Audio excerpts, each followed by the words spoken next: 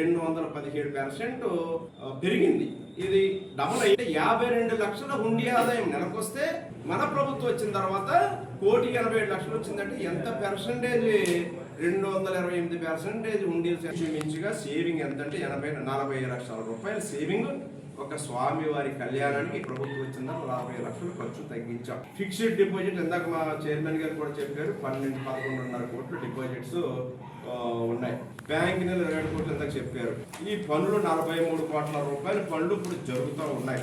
ఇవన్నీ ఒక పెద్ద ఎత్తున చేస్తూ ఉంటే ఎందుకు తట్టుకోలేకపోతున్నారా మీరు? వాడపల్లి వెంకటేశ్వర స్వామి ఆలయం, కోనసీమ తిరుమల అభివృద్ధి జరగటం మీరు ఎందుకు అంత ఇబ్బంది పడుతున్నారో నాకు అర్థం కావట్లేదు. ఎందుకు మీరు అంత కష్టపడుతున్నారో నాకు అర్థం కావట్లేదు. ఒక రూమ్ లేదంటారు. మరి 5 ఏళ్ళు మీరు ఏం చేశారు? గుడ్డుగుర్రం పళ్ళుతోవేరా?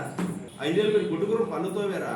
మరి 36 రూములు కట్టాలని తెలియదా మీకు? ఇవాళ మేము వచ్చాం, 54 రూములు పెట్టాం, 4 డార్మిటరీలు పెట్టాం, 12 కోట్లు శాంక్షన్ అయింది, టెండర్ అయిపోయింది. ఇంకా టెండర్ కన్ఫర్మ్ చేసి అగ్రిమెంట్ చేయాలి. మంత్రి గారిని కూడా నిన్నే నేను ఫోన్ చేసి ఆనం రామరెడ్డి గారు రిక్వెస్ట్ చేశాను. 23